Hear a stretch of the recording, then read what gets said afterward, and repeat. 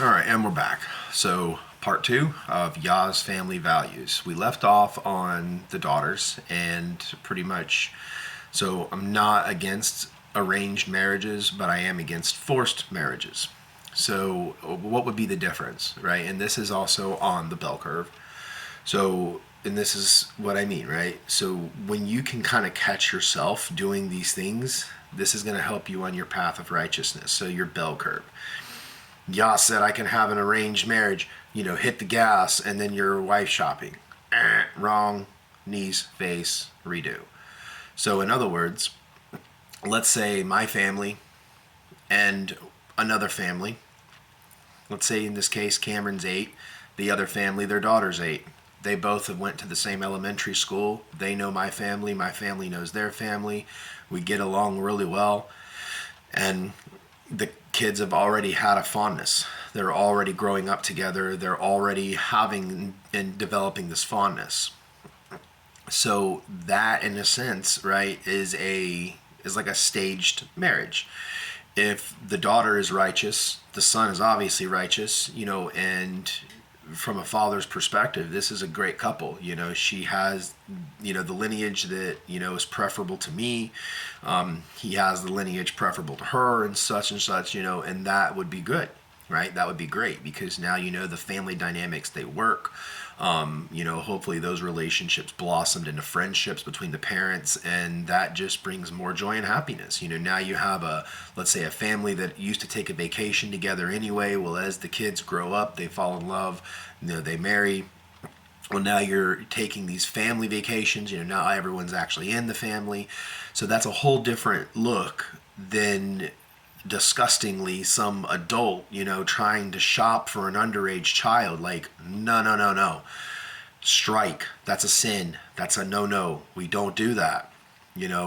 Children are to be protected, preserved, educated, treated fairly, treated justly, instructed, all these things, those things of righteousness, and children are never to be subjected to abuse, over punishment, psychological harm, especially sexual harm, and honestly, sexual abuse by especially someone who has the name on their tongue of a teacher, a pastor, a preacher, or any person claiming that, they're of the house. They're absolutely not.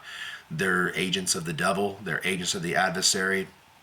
And without a full repentance and without making remediation to those who suffered by the hands of you, that is a very quick, fast track to the eternal lake of fire. And I'm going to be very straightforward on that. That is not something I play with because, to be honest, child molester once, you can't be trusted a second time most of the time, right? It literally takes a newborn spirit for that kind of person to make those changes.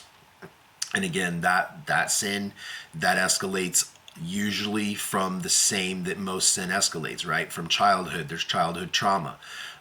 There's neglect. There's abuse in whatever form that manifests, right? And that even happens in overzealous religious households, right? Where the parents may be, so over the top, religious or over the top Christian or whatever. Guys, extremes of almost any nature is a bad thing. I hope creation, if anything, teaches you these things, right? Rain is good, but a hurricane's not, right? Fire is great, but not when it's on your house. See, all these things is also teaching you moderation. And this is the lesson I want the world to take away from your experience and what you're about to be experiencing on a much more regular basis is you need to learn moderation. If I have to teach it to you, it's going to be a lot more painful than you self-governing and self-moderating.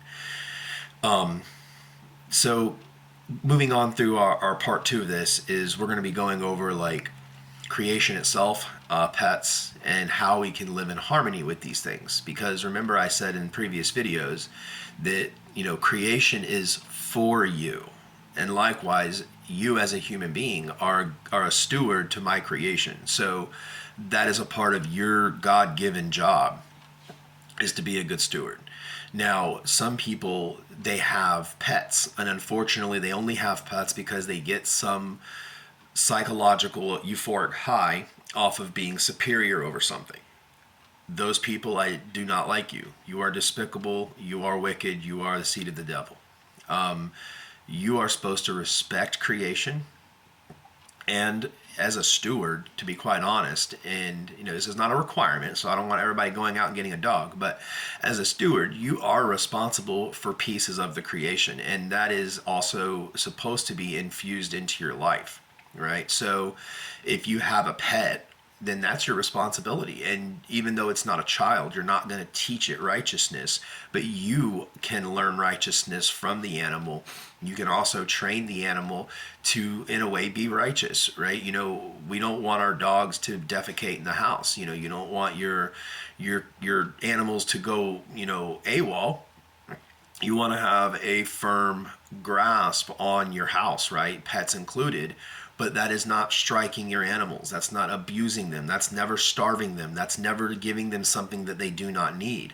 And you got to understand that creation is actually fueled by the emotional component. So a human being, you guys are kind of wrapped up all in one, right? You guys are also like, you're all in one. You're like the cell phone that never had a signal, right? So you kind of have like a camera, you have the snake game and very basic functionality. That doesn't necessarily mean that the rest of creation isn't plugged in, because it very much is.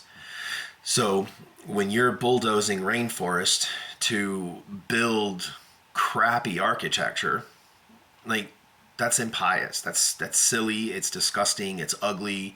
You're sacrificing. You've sacrificed a piece of my creation for your own selfish gain or your own will. And you've reasoned and justified these things through your own selfish motives, even if you've hid behind, well, this is going to help all these people, or this is going to do all this.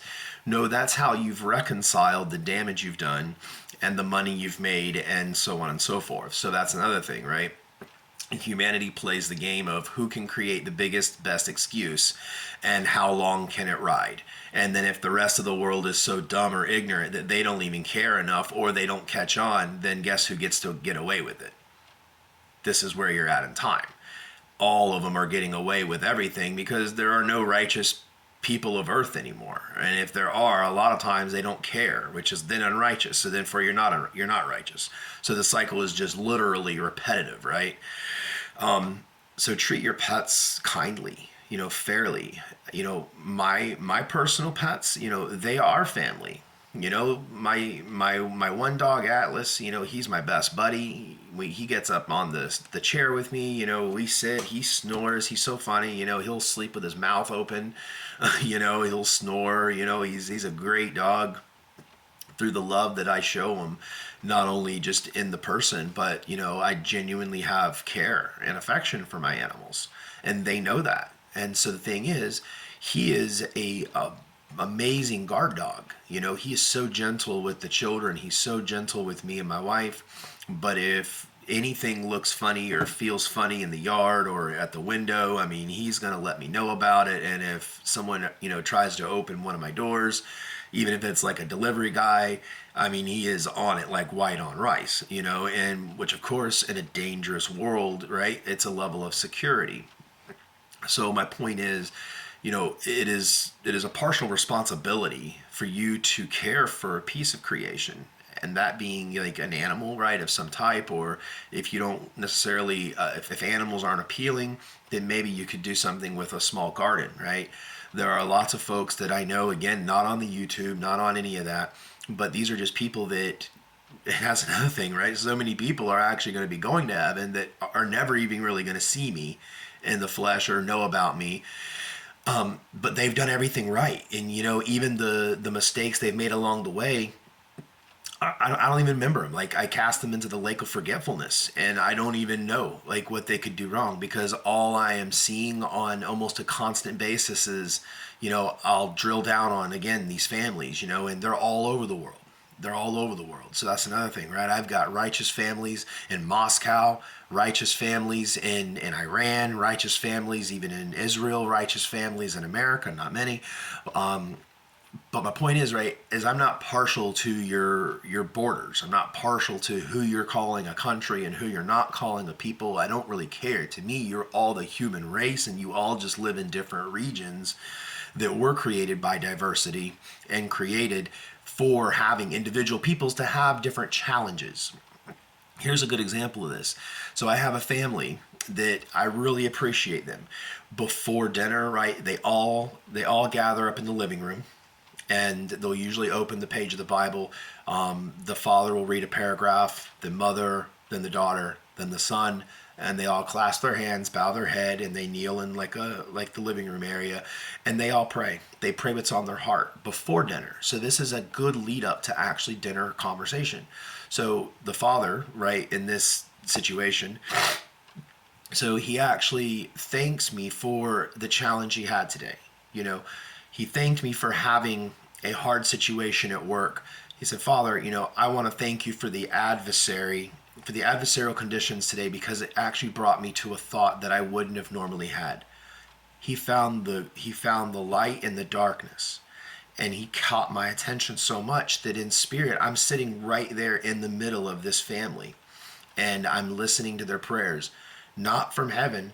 I mean, I can hear them from heaven, but I'm saying, like, I'm in spirit, right? If you had like a 3D type of phone where you're able to not only see, like the physical, but then you can see the non-physical, right? You would see me sitting right there with them during this prayer session they were doing, and it's right before dinner. So him thanking me, right, for this condition that actually helped him step out of his normal way of thinking, right? That is actually the flavor of his day, It gave him something to think about. It challenged his senses. It challenged what he thought he knew. It brought him to another level of understanding, and collectively he can put that in his righteous jar. Hey, like, I learned something today. It was a challenge, and it may have hurt, but I learned, I grew, my character increased. Right. And the same thing with the mother, right? She's praying for the good and the bad, right? She's like, Father, I want to, thank you for all these wonderful things. And then she says, Father, and I also want to thank you for giving me the realization that I can do better with time management. I wasn't able to accomplish this today because I steered off track. I did this and that and the other, so again, a thanks for a derailed moment that kind of disrupted the day, but at the same time I'm realizing why these things happened, how to do better next time. And then hearing their children, the son, Father, thank you for helping me get, and again, I'm not directly helping him get like a B, but it's the mindset, right? So his mindset is, he said, Father, thank you for, helping me get a B. Can you help me next time get an A? And then I also, like, he's following in his dad's footsteps. He says, I also want to thank you for giving me a B and not an A, because I know I need to study better. Now I have a clearer understanding of the areas in my study I need to do better. So they're using failure as an opportunity to become better. That's righteous, guys. That's great stuff. And remember, these people are not on YouTube. They're not even going to church. They steer away from church because in their family they consider it sinful. They considered it sinful 30 years ago, right? When this family in particular, right? His father was talking about the real name, the true name, and guess what? There was no churches in the area that were even following that. So he ended up just teaching his son directly, and basically we're talking a standard Bible, but with the notes. This thing is like that. Like, it is like an accordion. So his father did a wonderful job, not only connecting with me, before I was in my body this round, but he did a great job connecting. He teed up his son great. This father is now leading his family through righteousness. I look forward to welcoming this entire family into the new earth state. And again, it'd probably be a really serendipitous moment if this video found them somehow. But again, they're not online, right? They're my people all day.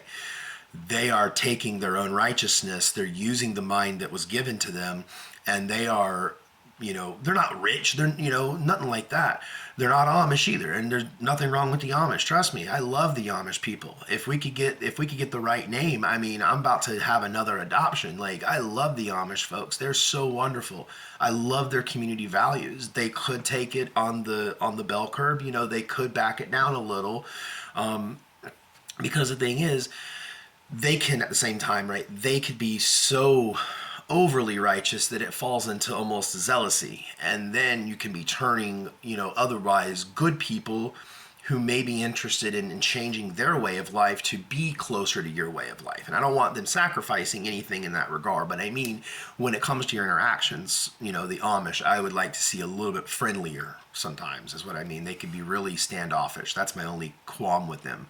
And electricity, again, and all these things, like, they make do with what they have, not because they have to, but because they know that the more clutter they put in their life, right? And even it's like the more complex, right? More apps for this, more time to waste on this, more time to spend doing this. You're spending all your time, all your resources, all of your breath on things that are not going to enter into my kingdom, things that are not going to strike that solid relationship with me. As I can tell you with 100% certainty, those families that are directly under my eye, they are so protected. Their house could be surrounded by 1,500-degree, 40-foot flames with not a prayer in, not a chance. But there is a chance, because they are so important to me personally that if anything breaks out, my hand comes directly down and I will put it down over them, because they're not going anywhere until I'm ready for them to go. Unlike 3 houses down or the house next door, that their only thoughts are my clothes, oh, my rings, my clothes, my money, did my insurance policy, like all this. And then you even have families that are fighting with each other in times of distress. And it's like, would it have been better for you to have never even had it?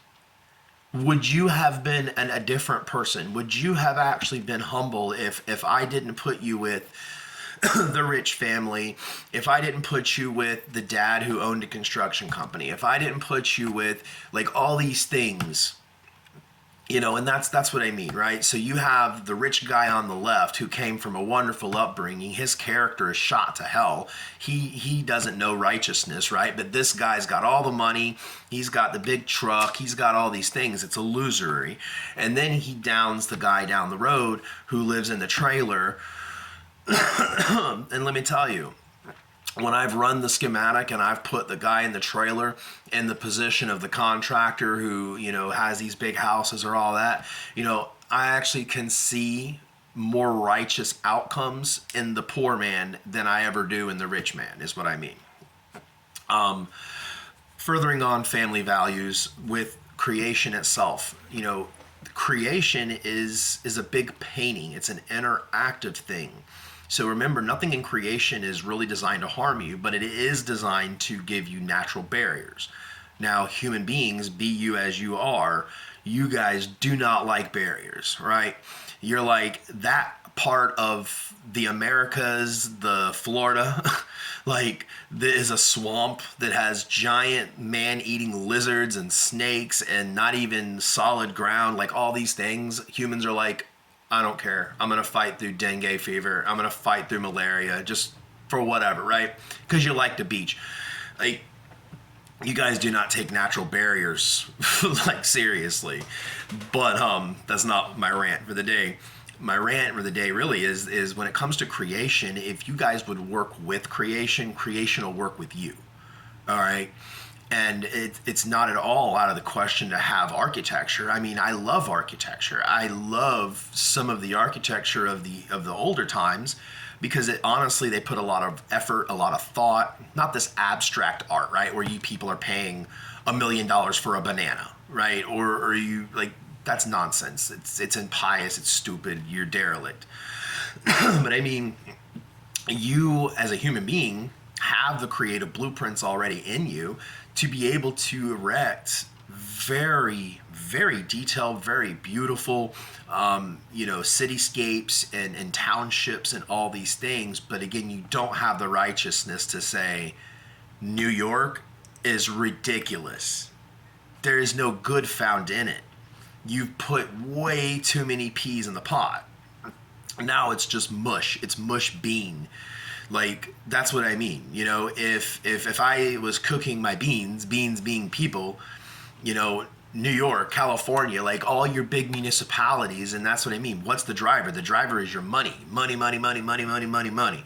You hear it all the time. Like, I don't give a bleep because of the money. It's money, money, money.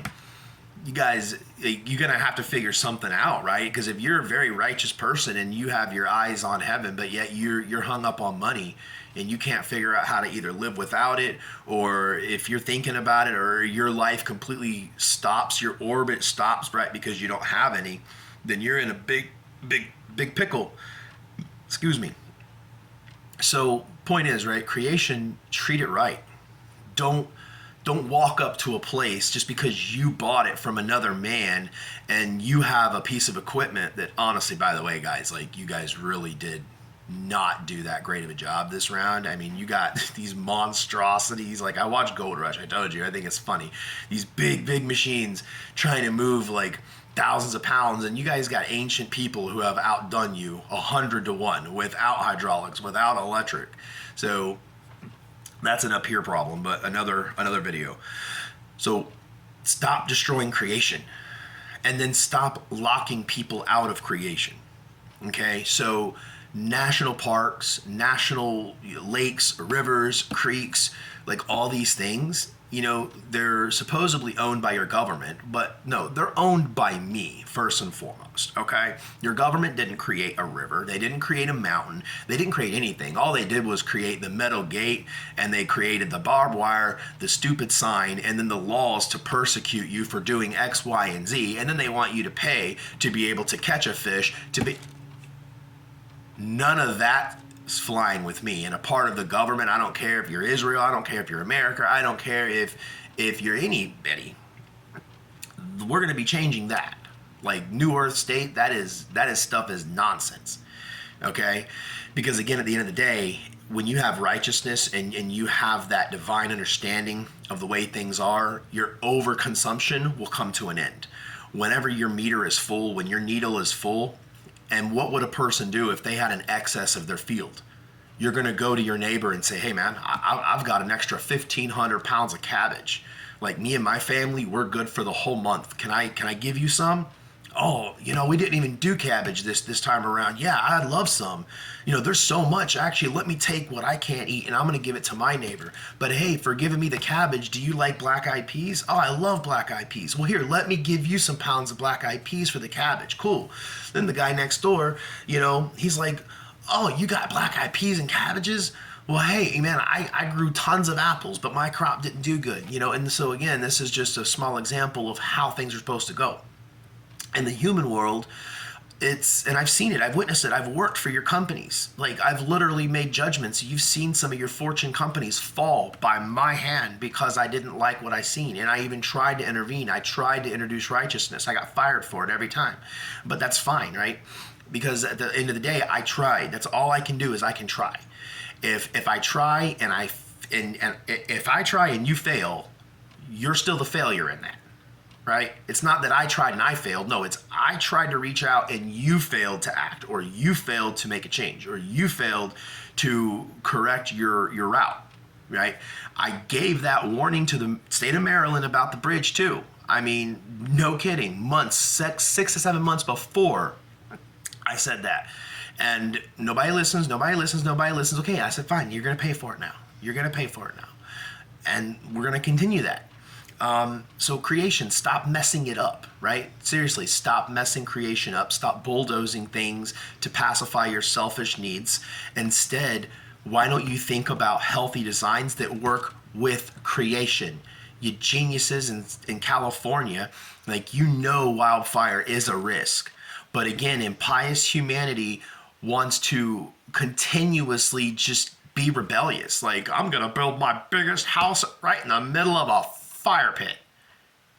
Without my blessing and without my good graces and without a cool head, you guys are gone, because it's only me that keeps that stuff at bay. That's what I mean. So instead of you thinking that I'm like pointing my God laser at you and saying you're damned, no, it's quite the opposite. I just take my hand off of you and then I let nature take its vengeance out on you. That's all I have to do. So when I tell you that my blessing is gold, my blessing is worth more than gold, worth more than your house. My blessing is worth more than your life. That's how real this is. Without it, if I take my hand off and I shut my door to you, your churches go up in smoke. Your patrons go to hell. Your neighborhoods are disintegrated. Like, your entire mammon-making machines go kaput. All right, we got to do part 3 because I'm running out of video. Part 3, we're going to be doing harmony with creation, charity balance, and I think that might round us out for a total of 3. So, all right, until the next one.